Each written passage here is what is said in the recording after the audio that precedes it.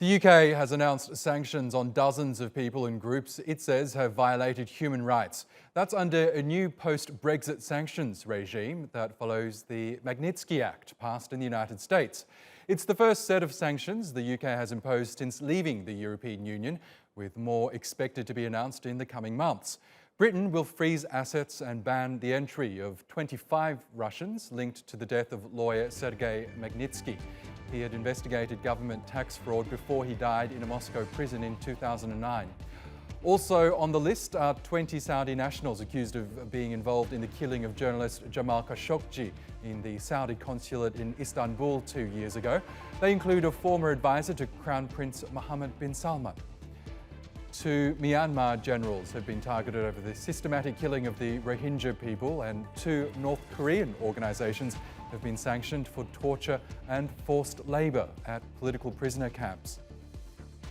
Today, this government and this House sends a very clear message on behalf of the British people that those with blood on their hands, the thugs of despots, the henchmen of dictators, will not be free to waltz into this country, to buy up property on the King's Road, to do their Christmas shopping in Knightsbridge, or frankly to siphon dirty money through British banks or other financial institutions.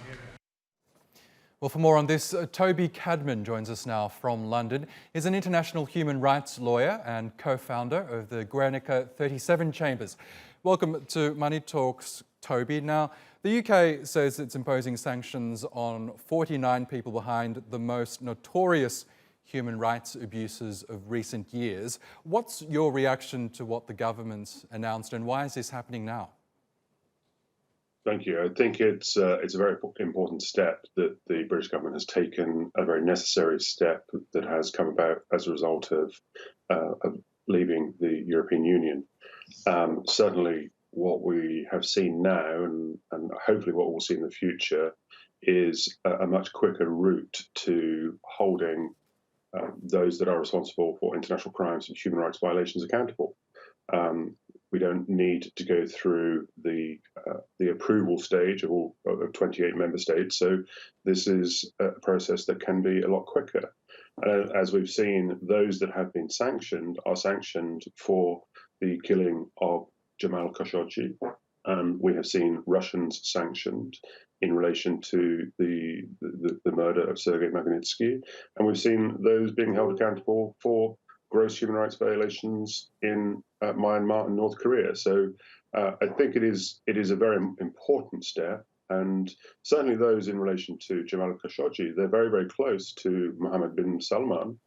And so I think what we have to be aware of is not just those individuals who have been sanctioned, but it will also constitute a matter that can be prosecuted if any individual trades or has business relations with those on sanctions, and that is equally important. Yes, as you say, chief among the individuals named is Saud al-Qahtani, who US authorities believe oversaw the team that killed Jamal Khashoggi in the Istanbul consulate in 2018. But we also know that a murder trial is currently underway in Turkey with the suspects in absentia. How effective will a sanctions regime like this be if countries like Saudi Arabia are effectively shielding those who authorities believe are responsible? Well, effectively, you have a sanctions regime because of the fact that they are being shielded by their own state. So the fact that there's a trial ongoing in Turkey where the Saudi authorities have provided no cooperation whatsoever, primarily because it leads all the way up to Mohammed bin Salman. So you have a sanctions regime for that very reason, that there is no cooperation and there is no other way to hold individuals accountable. What it means is, as we know, and as was stated in the introduction, that many of these individuals have assets, have properties, come shopping in the United Kingdom, and that should not be tolerated. It should not be business as usual. I think what we would like to see is not just these individuals being sanctioned, but other states. Egypt, for example, for the murder of Mohamed Morsi. Libya, with Khalifa Haftar being held accountable, sanctioned. I mean, that's what we want to see as well. So I think this is just the start, and I'm hoping that it is going to be used more thoroughly for other human rights violations. Yes, now this leads me to my next question, because given the scale of human rights abuses around the world, the UK government will inevitably face a battle to convince campaigners that they are targeting the right individuals and not excluding others because of perhaps diplomatic reasons. Do you think the government will be able to toe that line and convince people that they are acting in the best interests of trying to achieve justice for victims of abuses?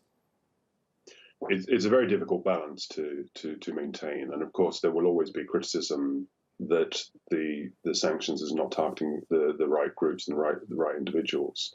What I would say is that this is a good start, but there's a long way to go.